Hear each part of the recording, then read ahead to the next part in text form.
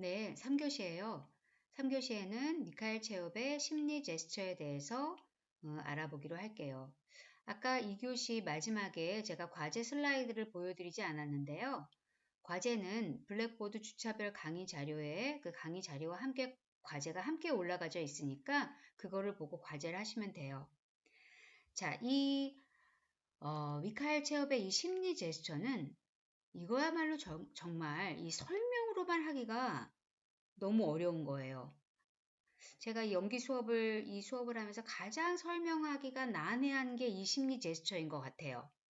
하지만 제가 앞에서도 계속 반복해서 얘기한 것처럼 어차피 우리가 나중에 오프라인 수업을 하면서 연기를 할 때 우리가 지금까지 얘기했던 거, 정리했던 것들을 다시 실제적으로 행위를 해보면서 또 말하고 또 행위하고 말하고 하면서 내 것으로 익히면 돼요. 그러니까 여러분은 그냥 부담 없이 그냥 제 얘기를 쭉 들어주시면 되고요. 그 다음에 이 심리 제스처 같은 경우는 앞에 제가 설명하는 거는 굉장히 좀 어렵게 느껴질 거예요, 아마.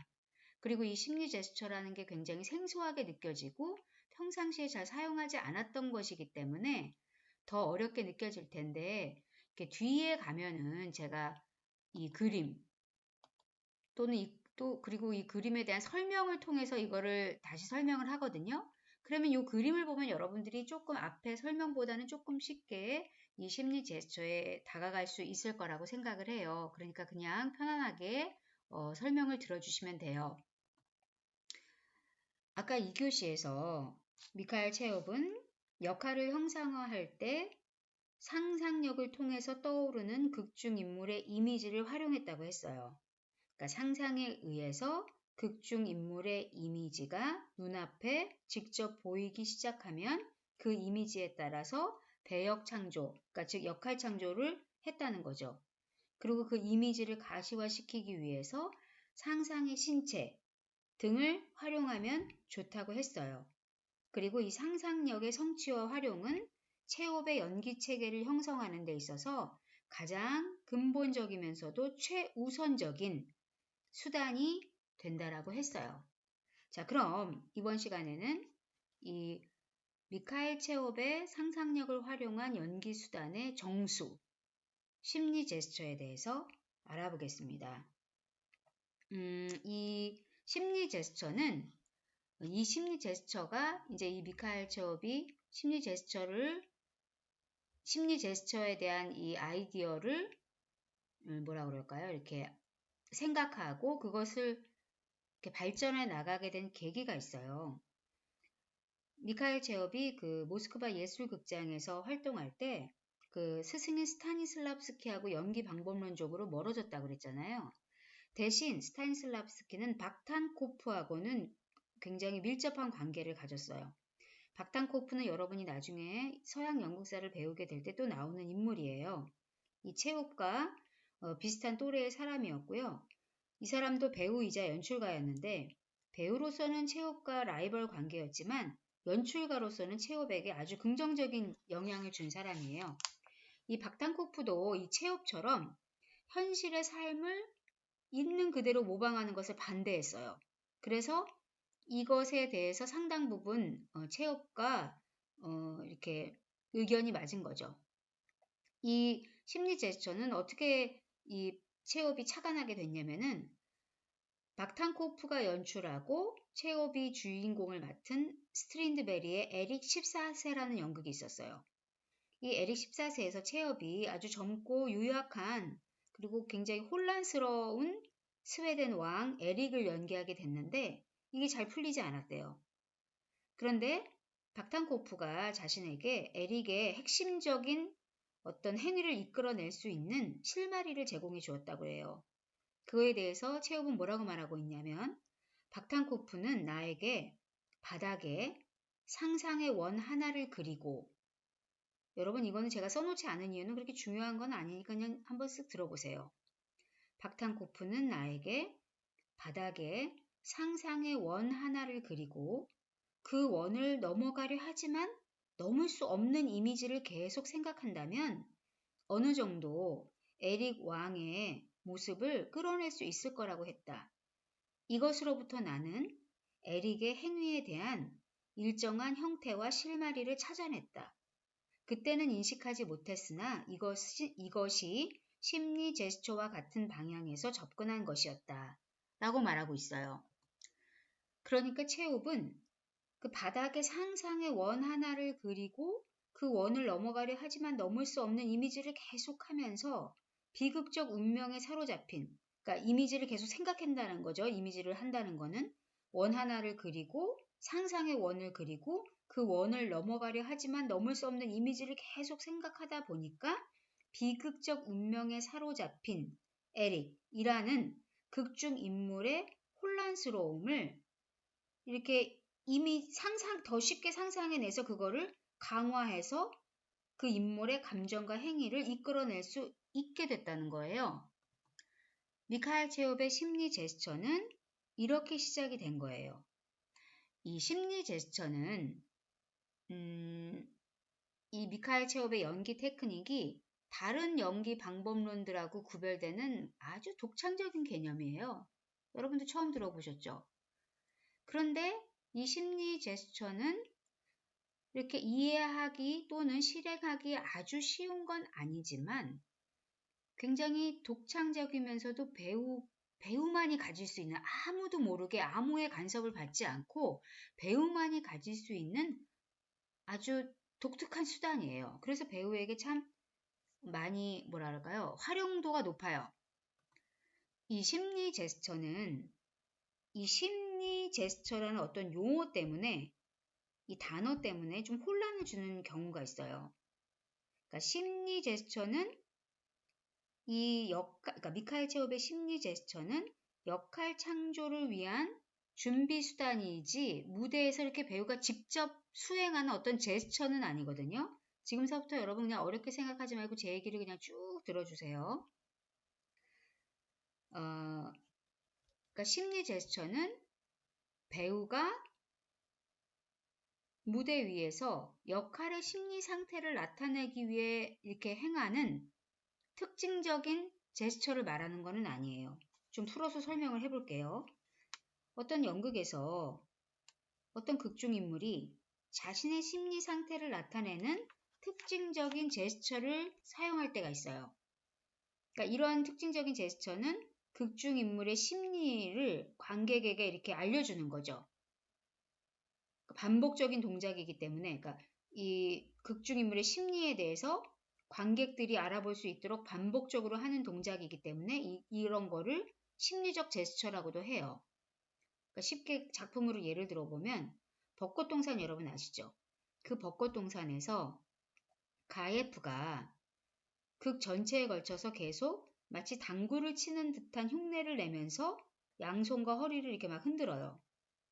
이런 제스처는 뭘 나타내고 있냐면은 벚꽃동산이 경매로 넘어갈지도 모르는 상황에서 태평하게 파티 열고 당구 치던 지주 시절의 생활을 답습하려는 가예프의 심리를 나타내고 있는 심리적인 제스처예요. 이거는 심리적인 제스처인 거죠.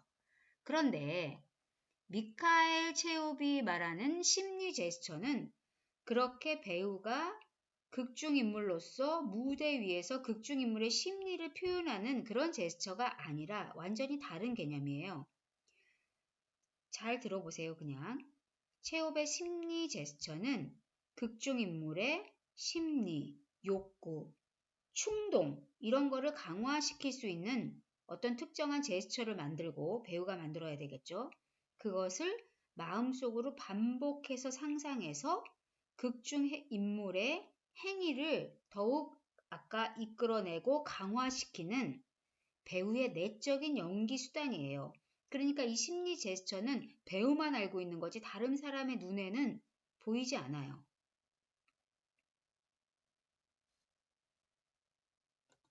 체홉은 극중 인물의 욕구나 충동 이런 거는 이렇게 느낌, 감정 이런 거와 마찬가지로 강요될 수 없는 거라고 생각했어요. 그렇다고 극중 인물의 어떤 충동이 배우에게 내가 극중 인물로서 어떤 행동하고 싶은 그 충동이 배우에게 저절로 솟아날 때까지 기다릴 수만은 없는 거잖아요. 그래서 체홉은 이때 인간의 심리를 나타내는 표현, 그러니까 감정 상태, 심리 상태를 나타내는 표현 중에는 어떤 제스처, 움직임, 제스처를 함축하고 있는 경우가 많다는 것에 많다는 것에 착안해서 이 어떤 동작을 심리에 적용시키면 욕구와 의지 충동을 불러일으킬 수 있는 어떤 그 자극이 더 쉽게 일어날 수 있다라고 생각한 거예요. 다시 예를 들어 볼게요. 이게 설명하다 보니까 저도 참 설명이 어렵다라고 생각이 드는데 다시 제가 예를 들어 볼게요. 예를 들어서 우리가 이런 말 있잖아요. 결론을 끌어내다, 수심에 잠기다, 관계를 끊다 이런 건 모두 심리 상태를 나타내고는 있는데 제스처로 표현되어 있잖아요. 끌어내다, 잠기다, 관계를 끊다. 그러니까 우리가 어떤 일로 인해서 수심에 잠기고 누군가와 관계를 끊고 결론을 이끌어내고 이러면 이렇게 표현하지만 실제로 이렇게 잠겨버리고 가서 이렇게 무슨 칼로 확 끊고 막 이렇게 뭐 밧줄을 이끌어내거나 뭘 이렇게 이끌어내는 것처럼 어떤 제스처를 취하지는 않잖아요. 그렇지만 제스처를 취하지는 않지만 이 상상의 수심에 잠기고 관계를 끊고 이런 상상의 움직임이 마음속에 떠오르면서 그것에 대한 어떤 내 감정을 더욱더 강하게 느끼게 되는 거잖아요. 그러니까 즉 어떤 제스처, 그러니까 제스처, 행위라고 하면 또 오해가 있을 수 있으니까 어떤 제스처가 나의 감정 상태를 강화하는 거예요. 그래서 극중인물의 욕구, 충동 이런 거를 함축하는 어떤 심리 제스처를 만들어서 배우가 마음속으로 그것을 계속 반복한다면 극중인물의 어떤 충동을 더욱 강하게 만들어서 인물의 감정과 행위에 점점 더 가깝게 다가갈 수 있는 기회가 생긴다는 거예요. 아까 말한 것처럼 심리 제스처는 무대에서 관객에게는 절대로 보여지지 않아요. 그래서 심리 제스처는 무대 위에서 어떤 극중인물이 하는 제스처와는 완전히 다른 거예요. 그리고 심리 제스처는 매일의 일상에서 사용하는 사실적인 제스처가 아니에요. 그러니까 배우만 아는 제스처라고 했잖아요. 그러니까 배우가 이렇게 마음속으로 뭔가를 움직임을 상상할 때 그 누구도 그 속에서 무슨 일이 일어나는지는 알 수 없잖아요. 그러니까 배우는 무대에서 그 연기를 할 때 심리 제스처를 사용하면서 굉장히 자유로워질 수 있다는 거죠. 그러니까 체홉의 심리 제스처는 맞고 틀리고 이런 판단하는 어떤 기준도 없어요. 그걸 결정하는 사람은 오직 배우 자신인 거예요. 내가 이 극중 인물에 이러한 심리 제스처를 쓰겠다라고 결정하는 건 배우 자신뿐이에요. 그렇기 때문에 온전히 배우만의 자유로운 연기 수단이 될 수 있는 거죠. 자, 우리가 먼저 이 그림을 좀 심리 제스처의 예인데요. 이거는 이제 미카엘 체홉이 말한 것을 러시아의 화가가 다시 이렇게 표현을 해 놓은 거예요. 요거에 대해서 하나하나 좀 설명을 해 볼게요. 요 설명을 들으면 여러분이 조금 심리 제스처에 대해서 조금 이해가 조금 쉬울 수도 있어요.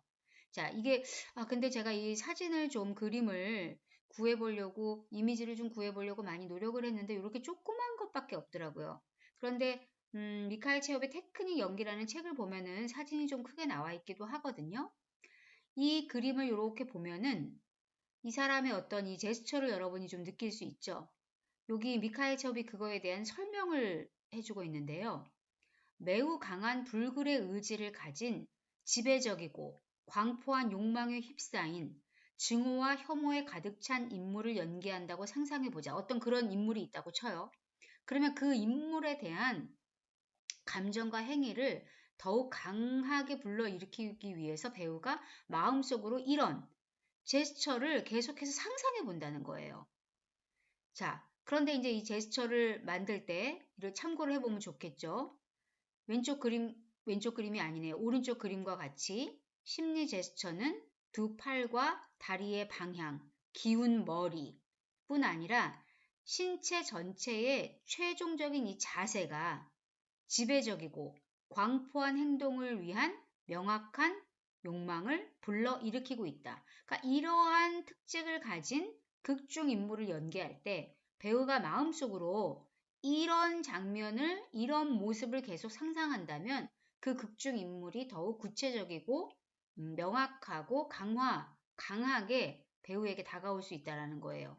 또 그 다음 보면 또 요런 제스처. 요거는 공격적이고 너무 작네요, 사진이. 죄송합니다.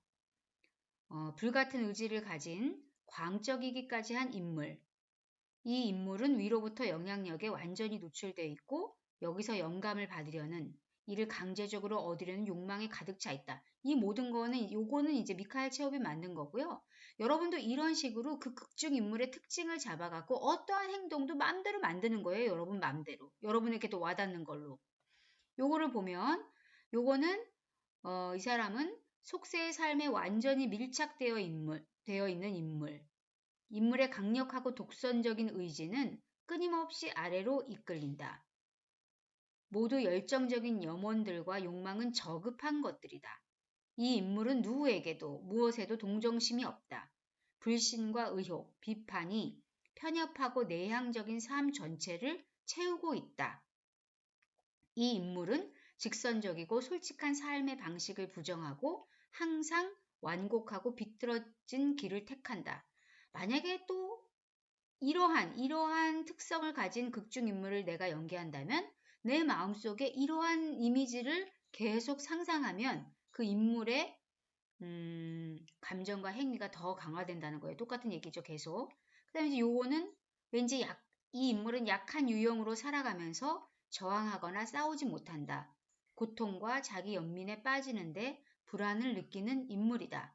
여러분이 요 그림으로 좀 보면 요게 조금 크네요.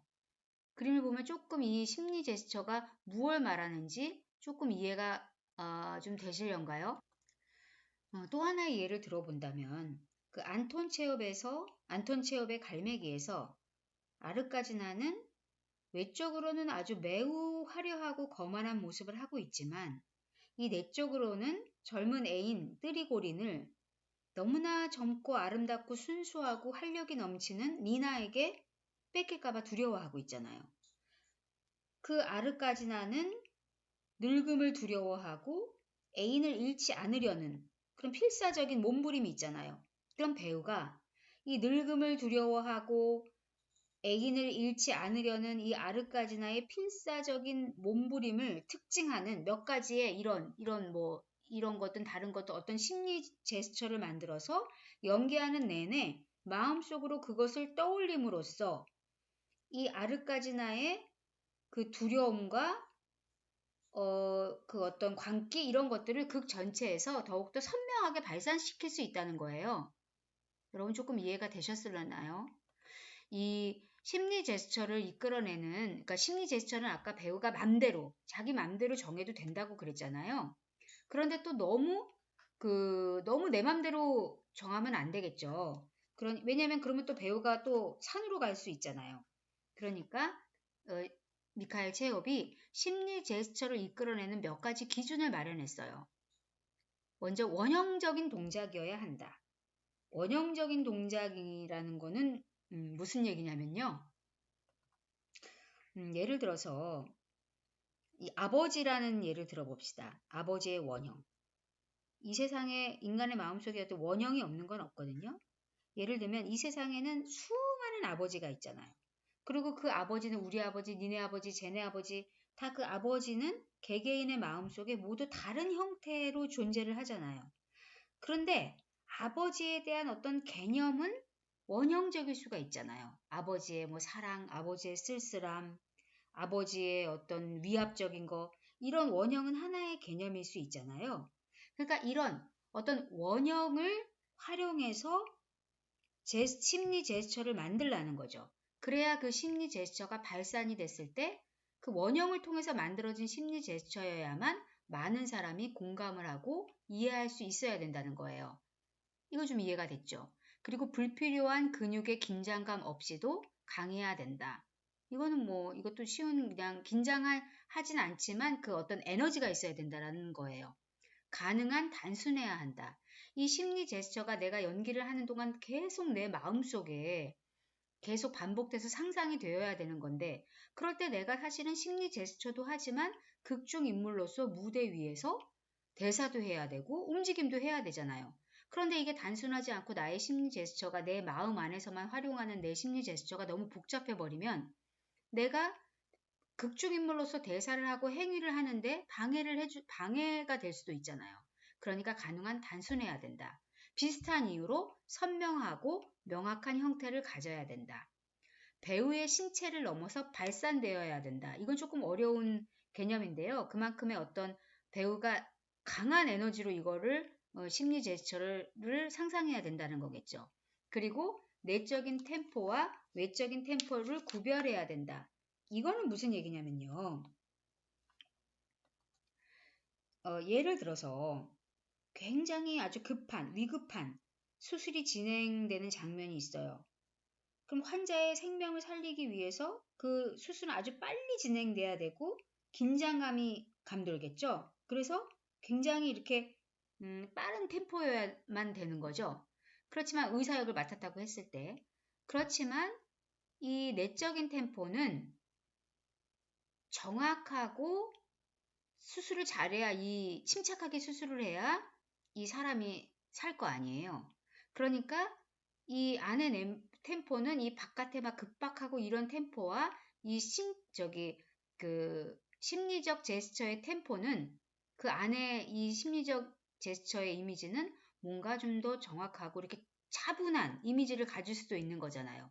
그러니까 그렇게 내적인 템포와 외적인 템포를 구별해서 만들어야 된다라는 얘기예요. 얘기를 하다 보니까 이게 정말 왜 이렇게 어렵게 저도 생각이 드는지 나중에 우리가 수업할 때 이거 행동하면서 실제로 이런 심리 제스처를 만들어 가지고 우리가 실제로 해보면서 재미있게 잘 해봐요. 그냥 여러분은 미카엘 체홉이라는 사람이 상상력을 굉장히 중요하게 생각했는데 그 상상력을 활용해서 심리 제스처를 만들면 그게 배우만이 알 수 있는 자유로운 배우만의 연기 수단이 될 수 있다.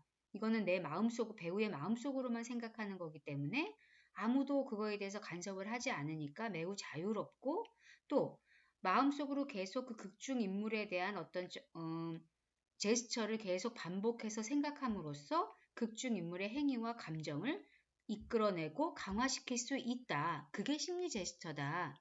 이런 정도로만 이해를 해주시면 되겠어요. 이 심리 제스처는 그 역할을 탐구하는 극중 인물을 탐구하는 방법으로서는 이 체홉이 굉장히 중요시하고 또 좋아했던 방법이에요. 이 체홉은 배우가 극중 인물을 지적으로 분석하고 다가가는 것을 철저하게 반대했어요. 그러니까 이게 좀 스타니슬라브스키가 물론 스타니슬라브스키도 지적으로 분석하기만 해라 한 건 아니었지만 이렇게 초창기에 배우가 이 분석적으로 이렇게 그러니까 분석에 의지해서 역할에 다가갈 때 그 마음이 예술 작업을 수행할 수 없을 정도로 냉정하게 되거나 아니면 오히려 추상적이어서 창조의 과정을 이렇게 밟아갈 수가 없다고 했어요. 근데 배우가 이렇게 자유로운 상태에서 희곡을 마주하면 거기서 어떤 인상을 받게 되고 그 인상이 이미지가 되고 그 이미지가 심리 제스처를 창조해 내는 어떤 그 통로가 된다라고 했던 거예요.